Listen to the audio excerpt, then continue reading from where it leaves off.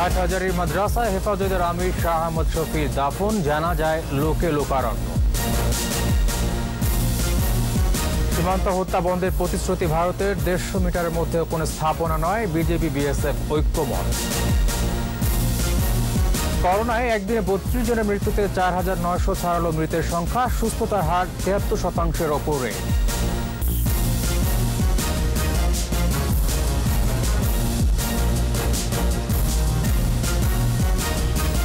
শুনছিলেন fire security ইসলামী bank limited সংবাদ শিরোনাম। আমন্ত্রণ জানাচ্ছি 21-এর চট্টগ্রাম সংবাদে, সাথে আছি আমি তানজির আহমেদ। দর্শক, 21 টেলিভিশন সংবাদ একই সাথে সরাসরি দেখতে পাবেন আমাদের ফেসবুক পেজ www.facebook.com/2124 অনলাইনে। হেফাজত ইসলামের আমির আল্লামা শাহ আহমদ শফিকে চট্টগ্রামের হাটহাজারীর দারুল উলুম মঈনুল ইসলাম মাদ্রাসা কবরস্থানে দাফন করা হয়েছে। এর আগে হাজার হাজার মানুষের অংশগ্রহণে তার নামাজে জানাজা হয়।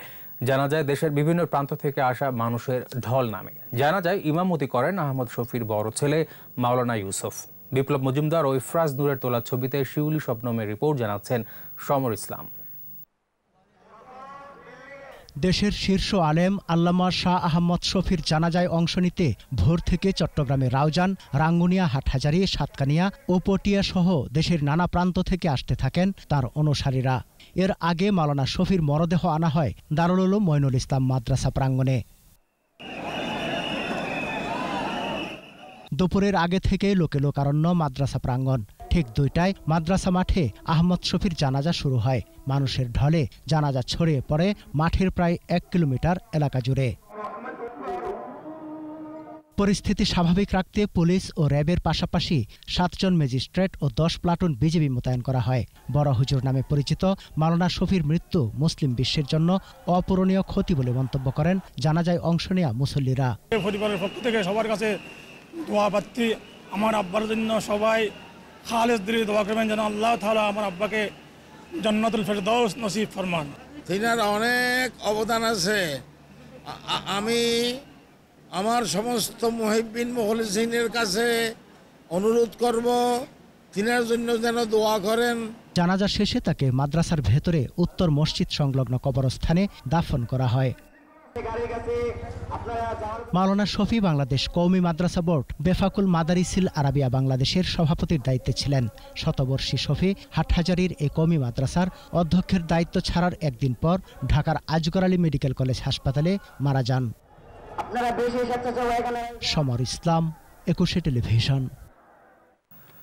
সীমান্ত হত্যা শূন্যের কোঠায় নামিয়ে আনা সহ 14টি বিষয়ে মতৈক্যের মধ্য দিয়ে শেষ হলো 50তম বাংলাদেশ ভারত সীমান্ত সম্মেলন। সম্মেলন শেষে বিজিবি মহাপরিচালক মেজর জেনারেল সাফিনুল ইসলাম এবং বিএসএফ মহাপরিচালক রাকেশ আস্থানা যৌথ সংবাদ সম্মেলনে অংশ নেন। এ সময় তারা জানান, সীমান্তের 150 মিটারের মধ্যে স্থাপনা নির্মাণ না করতে উভয় পক্ষ সম্মত হয়েছে। মফিউর রহমানের রিপোর্ট। গেল 16 থেকে 19 সেপ্টেম্বর পর্যন্ত ঢাকায় বিজিবি বিএসএফ মহাপরিচালক পর্যায়ের 50তম সম্মেলন অনুষ্ঠিত হয়। শেষ দিনের শুরুতেই স্বাক্ষরিত হয় সম্মেলনের যৌথ দলিল। এতে বলা হয়, সীমান্ত হত্যা শূন্যের কোঠা নামিয়ে আনা, মাদকদ্রব্য, অবৈধ অস্ত্র, মানব পাচার রোধ এবং মানবিক বিষয়ে দুদেশের সীমান্ত নিরাপত্তা কার্যক্রম প্রাধান্য পাবে। পরে বিএসএফ মহাপরিচালক বলেন, আর যেন গুলি চালাতে না হয় সেজন্য দুদেশের সীমান্তরক্ষীরা যৌথ টহলে অংশ নেবে। Regarding the unfortunate killings at the border, I must say that our policy is to bring down this killing to a zero level. We are committed to do that. We have assured the BGB counterparts that we can bring it down with joint coordinated patrol system. সাম্প্রতিক সময় দিনের বেলা 2 বাংলাদেশিকে হত্যার বিষয়ে তদন্ত হবে বলেও জানান তিনি। বলেন, দুদেশের সীমানার 150 মিটারের মধ্যে কোনো স্থাপনা নির্মাণ করা হবে না। Whatever firing is taking place, whether it is in the night or in the daytime, from our side, in each and every case, we are conducting a preliminary court of inquiry. BGB মহাপরিচালক বলেন, বাংলাদেশ ভারতের দীর্ঘ সীমান্ত নদী, পাহাড় ও সমতল ভূমি নিয়ে গঠিত। এমন জটিল সীমানা নিরাপত্তা নিশ্চিতে দুই দেশই বদ্ধপরিকর। It is really very difficult, although we are taking assistance of technology in guarding and observing this border, but yet it will take some more years for us to effectively control the entire length of the border.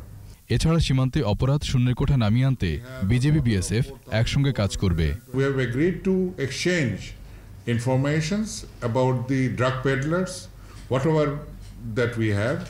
সমন্বিত সীমান্ত ব্যবস্থাপনার মাধ্যমে অপরাধ দমন এবং আন্তর্জাতিক সীমানার অলঙ্ঘনীয় শর্ত মেনে চলার আশ্বাস আসে এই সম্মেলন থেকে। মফিউর রহমান, 21 টেলিভিশন, ঢাকা। ভারতের বাণিজ্য মন্ত্রণালয়ের অনুমতি মেলায় বিভিন্ন স্থল বন্দরের ওপারে 5 দিন ধরে আটকে থাকা পেঁয়াজ ভর্তি ট্রাক আসতে শুরু করেছে। এর প্রভাবে দামও পড়তির দিকে। রাজধানীর কারওয়ান বাজারে প্রতি কেজি দেশি পেঁয়াজ 80 থেকে 85 টাকা এবং আমদানি করা ভারতীয় পেঁয়াজ 60 থেকে 62 টাকায় নেমেছে। হিলি প্রতিনিধি সালাউদ্দিন বকুলের সহায়তায় তৌহিদুর রহমানের রিপোর্ট। পেঁয়াজ রপ্তানি বন্ধ ঘোষণার পর বিভিন্ন স্থলবন্দরের ওপারে গত 5 দিন আটকে ছিল পেঁয়াজ ভর্তি ভারতীয় ট্রাক। অবশেষে দেশটির বাণিজ্য মন্ত্রণালয়ের অনুমতি মেলায় ঢুকতে শুরু করে ট্রাকগুলো। যে সকল এলসি আমরা দিয়েছি এক্সপোর্টারের বরাবর ভারতে, প্রত্যেকটি এলসির এগনেস্টে যে পেঁয়াজগুলো আসা দরকার প্রত্যেকটি পেঁয়াজ বাংলাদেশে এক্সপোর্ট করতে হবে, জোরালোভাবে দাবি করেছি আমরা। পেঁয়াজ আমদানি শুরুর খবরে নামতে শুরু করেছে দাম। কেজিতে 5 থেকে 15 টাকা পর্যন্ত কমেছে। রাজধানীর বাজারেও দাম কমেছে। বর্তমানে লস না, চালানে আছে 60 টাকা কেজি, আমদানি না থাকার কারণে দাম বেশি। দেশি বিক্রি হতে হলো 72, 74 থেকে 75, 80 পর্যন্ত। এইভাবে হঠাৎ হঠাৎ দাম বৃদ্ধির কারণে ক্ষুব্ধ ক্রেতারা। দেশে পেঁয়াজের উৎপাদন বাড়ানোর তাগিদ তাদের। বাণিজ্যমন্ত্রী বললো যে যথেষ্ট পেঁয়াজ আছে, তারপরেও পেঁয়াজের দাম বাড়তেছে, এটা আসলে গ্রহণযোগ্য না। আমাদের আবাদের পরিমাণটা একটু বাড়ালে পরে তাহলে মনে হয় যে এই ঘাটতিটা কিছুটা হইলে পরেও পূরণ হতে পারে আর কি। এদিকে বাজার নিয়ন্ত্রণে নিয়মিত তদারকি করছে জাতীয় ভোক্তা অধিকার সংরক্ষণ অধিদপ্তর। নিয়ম না মানায় কয়েকজন ব্যবসায়ীকে জরিমানা করেছে ভ্রাম্যমাণ আদালত। অনেকে মূল্য তালিকা দিয়েছে একটা, কিন্তু বিক্রয় করছে আরেকটা। এই জন্য আমরা 4টা প্রতিষ্ঠানে কারওয়ান বাজারকে জরিমানা করেছি। অভ্যন্তরীণ বাজারে পেঁয়াজের সংকট ও মূল্যবৃদ্ধির অজুহাতে গত সোমবার ভারত সরকার পেঁয়াজ রপ্তানি বন্ধ করে দেয়। এই খবরে দেশের বাজারে বাড়ে পেঁয়াজের ঝাঁজ। তৌহিদুর রহমান, 21 টেলিভিশন, ঢাকা। করোনা মহামারীর প্রভাবে বিশ্ব অর্থনীতি টালমাটাল। বছরের দ্বিতীয় প্রান্তিকে বেশিরভাগ দেশেরই মোট দেশজ উৎপাদন বা জিডিপিতে ভয়াবহ ধ্বংস নেমেছে। যুক্তরাষ্ট্র, যুক্তরাজ্য, ইউরোপীয় ইউনিয়ন ও পার্শ্ববর্তী দেশ ভারতের জিডিপি কমেছে 10 থেকে 32% পর্যন্ত। এক্ষেত্রে বাংলাদেশের অবস্থা অনেকটাই বিপরীত। করোনার প্রাথমিক পর্যায়ে কিছুটা হোঁচট খেলেও সরকারি নীতি সহায়তা ও উদ্যোক্তাদের সাহসী প্রচেষ্টায় দ্রুতই ঘুরে দাঁড়াচ্ছে বাংলাদেশের অর্থনীতি। মেহেদী হাসানের রিপোর্ট। চলতি অর্থবছরের প্রথম 2 মাস জুলাই আগস্টে বাংলাদেশের রপ্তানি আয় $687 কোটি। আগের বছরের একই সময়ের চেয়ে যা 2.17% বেশি। আর রপ্তানিতে বড় প্রবৃদ্ধি হওয়ায় কমেছে বাণিজ্য ঘাটতিও। জুলাইয়ে বাণিজ্য ঘাটতি নেমে আসে $8.6 কোটি। আগের বছর একই সময়ে যা ছিল $106 কোটি। পাশাপাশি আমদানি $94 কোটি কমে নেমে এসেছে $391 কোটি। তবে কাঁচামাল ও মূলধনী যন্ত্রপাতির চাহিদা বাড়লে আমদানিতে গতি আসবে বলে আশা ব্যবসায়ী নেতাদের।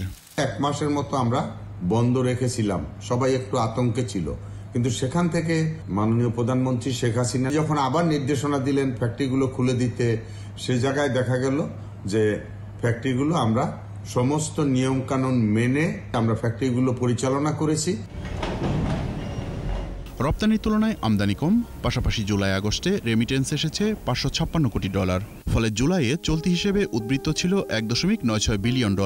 গত বছরের একই সময়ে যেখানে ঘাটতি ছিল $10.80 কোটি।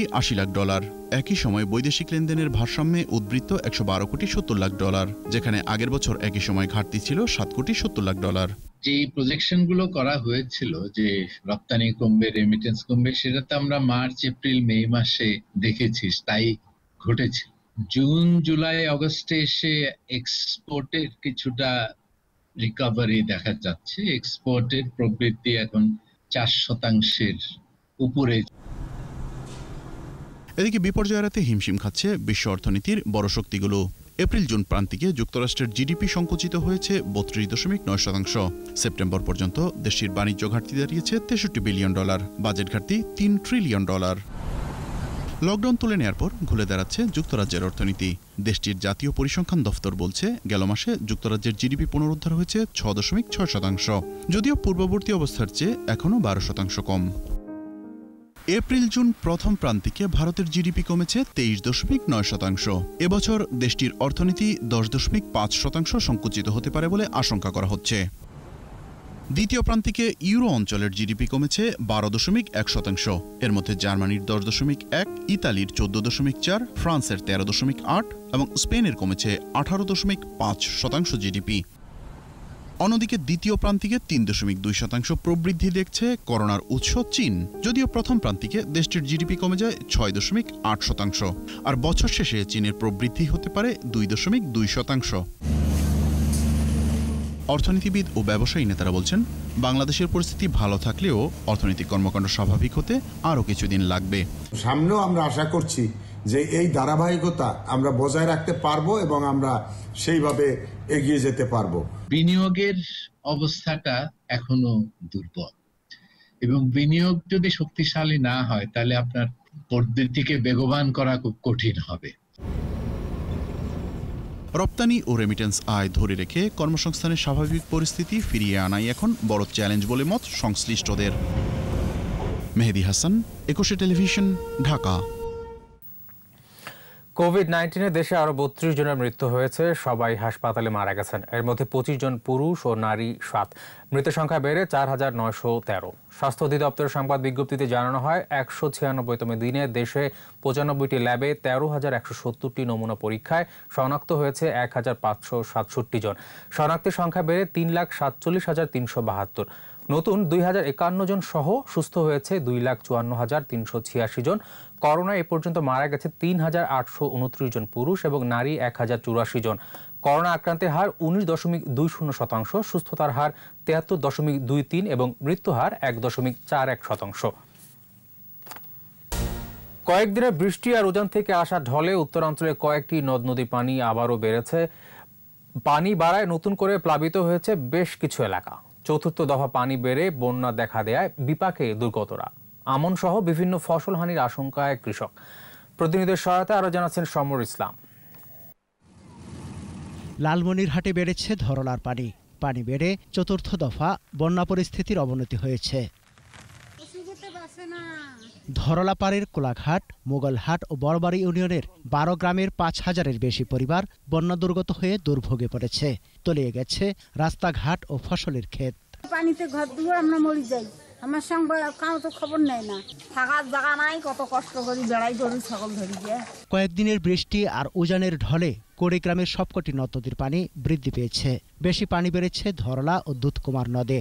এছাড়া ব্রহ্মপুত্র, তিস্তা ও গঙ্গাধরেও পানি বেড়েছে। এতে কুড়িগ্রাম সদর, রাজারহাট, ফুলবাড়ি, নাগেশ্বরী, ভুরুঙ্গাবাড়ি ও উলিপুর উপজেলার প্রায় অর্ধশত চর ও নিম্নাঞ্চল প্লাবিত হয়েছে। পানিবন্দী হয়ে পড়েছে প্রায় 30,000 মানুষ।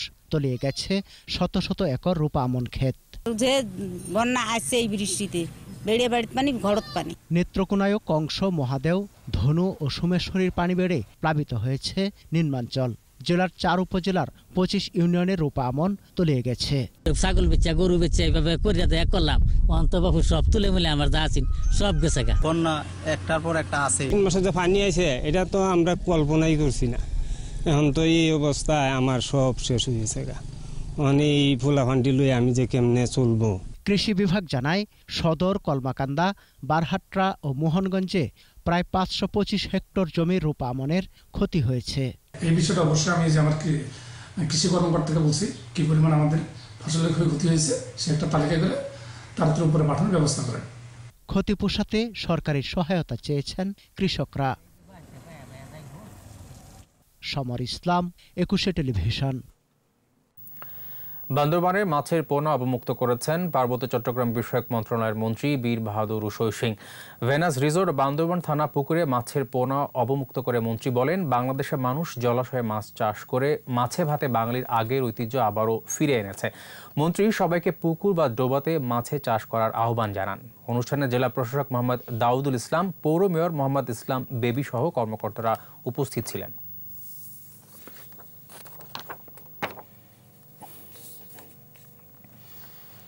শ্রীমঙ্গলের ভুরভুরিয়া ছড়ার পারে এখন সৌন্দর্য পিপাসু মানুষের ভিড়। করোনার বিহ্বল সময়ের পর এখন যানবাহন চলাচল স্বাভাবিক, তাই মানুষ আসছে শ্রীমঙ্গলে সবুজ প্রকৃতির সান্নিধ্যে। বাড়তি পাওনা শরতের সাদা কাশফুল। মৌলভীবাজার প্রতিনিধি বিকুল চক্রবর্তী রিপোর্ট জানাচ্ছেন মুশফিকা নাজনীন। সাদা মেঘের ভেলা রে ভাই, লুকোচুরি খেলা। নীল আকাশ, তুলোর মতো মেঘমালা আর জমিনের সাদা কাশবন, এসব মিলে শরতের প্রকৃতি। এই শৈল্পিক সমাবেশ মুগ্ধতা ছড়ায় ষড়ঋতুর বাংলাদেশে। বর্ষার বিদায় ধ্বনি বাজতেই জলের প্রকৃতি মেলে ধরে রঙের পসরা। মানুষ বের হয় প্রকৃতির সান্নিধ্যে।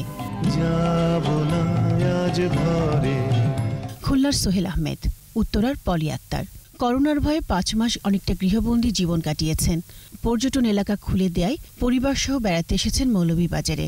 দেখতে আসেন ভুরভুরিয়া ছড়ায়, যেখানে সিলিকা বালির রূপালী ঝলকের পাশে সাদা কাশফুলের দোলা। এখানে আসলে আসলেই মনটা ভরে যায়।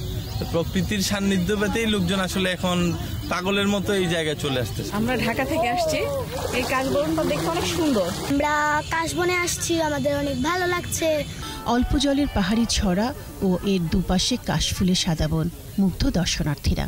ছবিতেও আসলে এত সুন্দর মুহূর্তগুলো ধরে রাখা যায় না, চোখ দিয়ে যতটা পারা যায় মানে আমরা নিয়ে যাই আর কি। পর্যটক আসাতে খুশি স্থানীয় ব্যবসায়ীরা। আমরাও স্বাস্থ্যবিধি মেনে আমাদের রিসোর্ট আরম্ভ করেছি। পর্যটকদের স্বাস্থ্যবিধি মেনে চলার পরামর্শ সহ তাদের নিরাপত্তায় কাজ করছে পুলিশ। পর্যটকদের নিরাপত্তা সহ এবং স্বাস্থ্যবিধি অনুসারে যেন এই পর্যটন শিল্প চালু থাকে, সেই জন্য আমাদের প্রচেষ্টা অব্যাহত। করোনাকাল কাটিয়ে আবারও সব স্বাভাবিক হবে, এই প্রত্যাশায় পর্যটক ও এর সাথে সম্পৃক্তরা।